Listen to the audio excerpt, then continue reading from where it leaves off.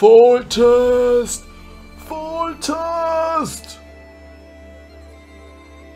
Hey there everyone, Green Cricket here, bringing weekly in-depth Gwent guides directly to you, so we can master the game and reach the goals we set ourselves. As every week, just tell me down in the comments below which deck guide you want to see next week. And this week was kinda tight, because Foltest has disappeared from the ladder, and quite a bunch of people banded together to vote for the Temerian Swarm deck last minute. We will check out the card and deck list, how to approach the mulligan, a general gameplay plan, then hop into an analysis of each matchup, and then we'll look at an example match. Subscribe if you like what I'm doing, and let's head right into it. The cards of this deck are split into two categories, push and swarm cards. To generate some pressure early, we will use Blue Stripe Scout. On deploy, it will buff up all Temerian units with the same power by 1, regardless where they are, which are Scout, Commandos and Temerian Infantry in this deck. It will also make Blue Stripe Commandos jump out of the deck, which always do that when the unit with the same power is played. The value of each Blue Stripe Scout play therefore is 8 for the first Scout played, 10 for the second Scout and 12 for the third one, also buffing up all the Temerian units already on the board. Playing one Temerian Infantry pulls the others out of the deck, resulting in an 18-point play or even 21-point play if Foltest was played as well. Foltest buffs up all units in the deck and on the board by 1, and there are two typical ways to play him. You can play him proactively, when you need to fear that your units will be removed from the board, or in retrospect for a big tempo push on a full board, since it will also buff up all the tokens created by your swarm units. However, before you start swarming, you want to deploy your siege supports, which buff up every unit played by 1. The more you have on the board, the more that unit will be buffed, making them especially useful if you have a lot of units who summon new units. And this is precisely what we do, with cards like Germain Poor Infantry, but also with tutor cards like Reaver Scout and Stannis. The Poor Infantry will spawn 2 tokens and Germain will spawn 4 tokens, so that each siege support can generate a lot of value. Reaver Scout is very helpful in round 3 to access all your Blue Stripe Scouts if you didn't draw all 3 of them. Stannis is best used after you fin the deck and you want to access your swarm cards. Since it is quite hard to draw all Blue Stripe Scouts in round 1, we included some tools to access them. Marching Orders will get you a Reaver Scout, Reinforcement lets you play them directly, and Decoy onto Reaver Scout can pull you another Blue Stripe Scout. If you don't need those cards to pull Scouts, then Reinforcement and Decoy onto Stannis is never a bad idea, because it will help you to get the remaining cards onto the board. Deathmold and Seltkirk are our only removal tools. Shani lets you resurrect our key cards like Siege Supports, Stannis or Reaver Scouts, and Dijkstra helps us to fill the board with units and tokens by enabling us to play 2 cards from the top of our deck. Yennefer is our grand finale, which we use to buff up all the units on the board by 2, including the ones of our enemies. Thanks to Germain, Stannis and Poor Infantry, we'll have a ton of units on the board, and therefore Yennefer will generate tons of points for us. About the mulligan. Cards we want to keep are Blue Stripe Scouts, Marching Orders, Reinforcement, a Reaver Scout, 1 Temerian Infantry, and our goals. Depending on the matchup, we could also get rid of Deathmold if we have Seltkirk in hand. Cards we want to get rid of are Blue Stripe Commandos, 2 Temerian Infantries, and Poor Infantries. Start by blacklisting Blue Stripe Commandos and Temerian Infantries. If you have already mulliganed twice, and you weren't able to blacklist Blue Stripe Commandos, then stop the mulligan or you may draw into them, which will hurt your round 1 power and consistency later. The gameplay plan. We have 2 phases of gameplay, push and swarm. Optimally, we split the games into 2 rounds which utilize 1 of each phase. Round 1 push and then round 3 swarm. Let's look at round 1 or our push and fin phase.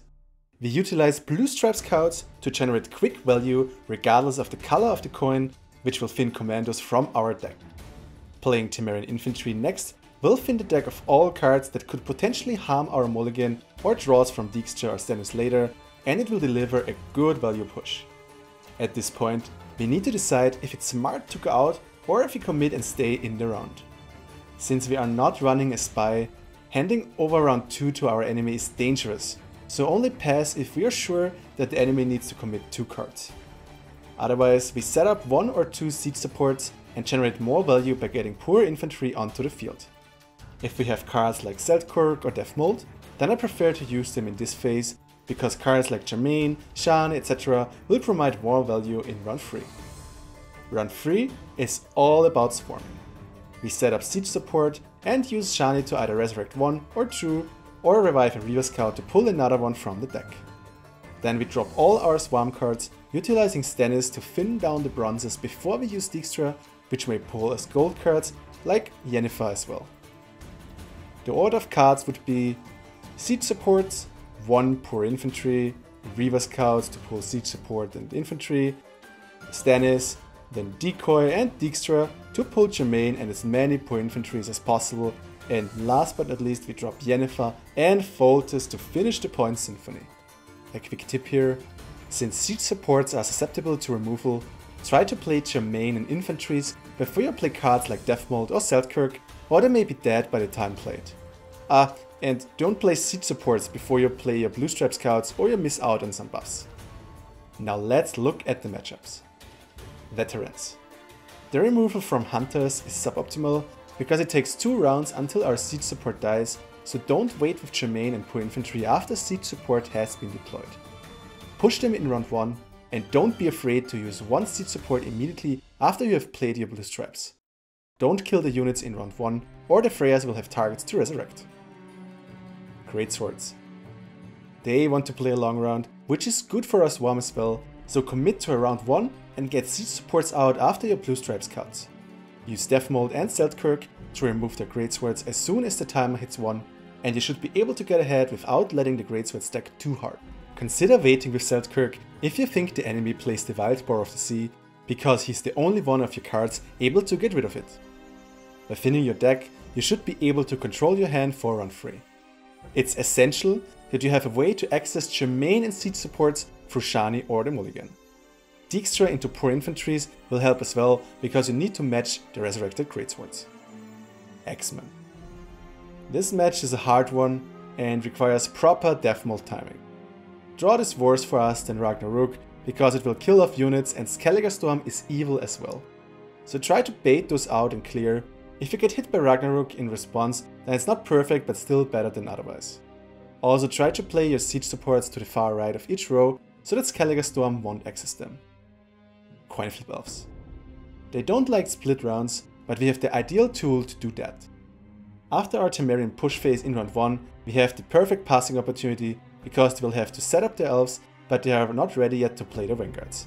Through this, we are sure that even if they swarm in round 3, that our swarm is larger because they lost a lot of elves in round 1. Consider playing Yennefer with the damage option before they play their vanguards, because this will kill off all the small elves, making their vanguards less powerful. The ideal timing is after you played your siege supports, maybe even using Stannis and his armor buff, while they used Elven Scout and Mercenaries already. DEATHWISH. They have point spikes, but we can overtake them in the long run. In round 3, we get siege support out ASAP and play Germain and infantry's ASAP as well, or the Cyclops will kill them before we could utilize them. But even without siege supports, you can swarm effectively, and through Yennefer and Foltest it should be okay. Neckers. We don't have many counters, but we can try to disrupt their round 3 Necker setup with Seltkirk and Deathmold. Therefore, we try to push round 1 and develop our swarm already, so we can control round 2 and bleed them off the win conditions like Brewers, Phoenix and so on. Alchemy. If we are in blue, I would consider dry passing, even though they may use the spy on us. Just push round 2 while you keep your big point generators like Germain on hand, and then utilize Yennefer and Foltest in round 3. Their witches will kill off our siege supports, but we can use Shani to bring back at least 1 siege support after the witches are already on the field. HANDBUFF. They have more tempo, but in a long round our swarm will be better. Therefore, we try to push them as hard as we can in round 1, so they can't bleed us in round 2 and we should be okay. If we can Seltkirk the Knight or Manticore in round 1, then we may disrupt the game plan if they have bad hand. ARMOUR RADOVID. Consider playing Germain already after 1 siege support is out, cause our enemy will wait for a second lock target most of the time. After they see that we don't care and already playing units, they may rethink that and use RADOVID on only one siege support, so we are safe to play the remaining. In a long round, we can overtake them, but if they're already set up big engines after our round 1 push phase, you can also pass and make them wish they saved them. HENSELT. Push with your blue stripe scouts and split the rounds, so they need to do another crewman setup. If HENSELT uses ballistas, then we will have a tough time. Other than that, we just give our best to outswarm them. If HENSELT is playing on blue, consider playing Foltest in the beginning, so HENSELT is not able to one-shot our blue stripe scout. Okay then, let's head into an example match to see how this could be played. Okay, Francesca. Let's see if this is a mulligan version. We have 2 scouts, we have Reaver Scout, it's perfect. Let's get rid of infantry. Okay, this is dangerous. Okay, good, worked out. We could have gotten infantry, then we... Well, then we would have needed to cap infantry for the last rounds. It's not a big deal, but still. Good then, let's see what he's actually playing in the deck. If he's swarming, then we split the rounds perfectly. Okay, well, sure. We could just play Foltest now.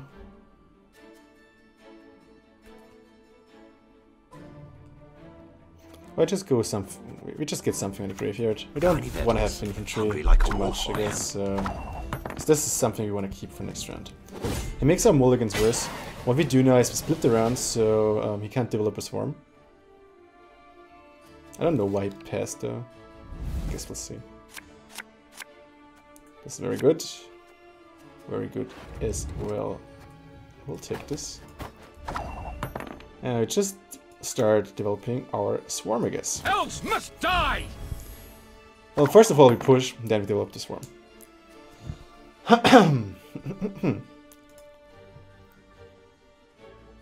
Never 4. Piece of lembas. Sure. That's why we didn't play siege support first. Also, why we don't play siege support while we're still getting blue stripe scouts out.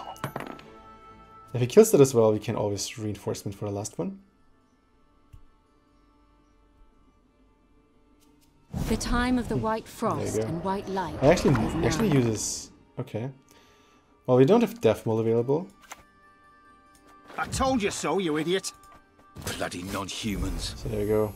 Pushing some more. Can always use those now. I don't see that much swarm right now, so I'm not too sure what he's yet playing, if he's playing HANDBUFF or whatever. So let's wait a bit, let's see, what do we do here? You shall taste of your own medicine. Okay. We don't have Shani here.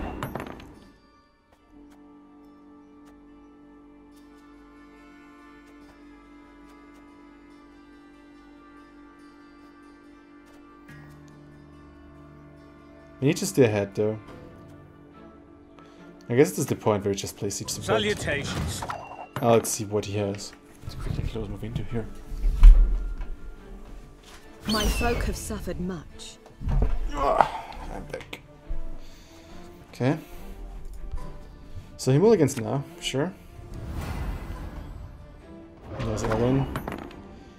I mean, it's safe to play the infantry, I guess. It gives us value. There we go. Now we're actually ahead again. Not how much we need, but still. And we can play another Reaver Scout onto this actually. Oh, actually we should have played another Reaver Scout so we can play Germain. That was my mistake. You one of us or not? I should have played that before that actually. Well. Peace with humans? I buy that. Let's get rid of one of those.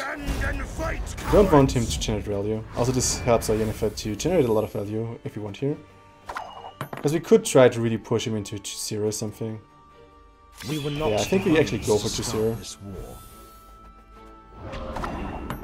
Whatever we get, it's fine. So let's use Stennis. You stand before royal majesty. So we could clear Vetter, which is probably... Or we could get rid of the HANDBUFF thing.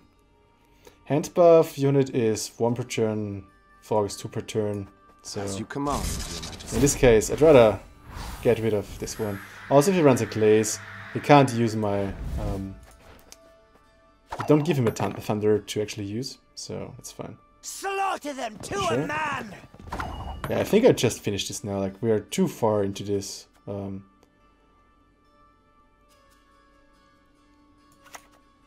We don't have any gold cards, but let's get the Nada What do you want? siege supports. Then we use Germain, which will give us some value, and then we use Yennefer and our beloved King of Foltest. There. Now let What? them dangle a while. What a shame.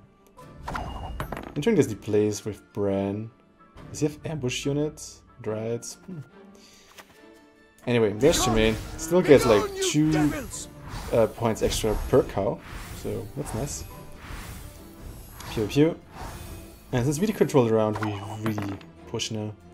And then it's Foltest and Yennefer. You'll regret your mum ever squirted you out. And there we go. There'll be nothing to pick up pew, when pew. I'm done with you. Extra 2 points. So we see, and he forfeits. There we go. Nice.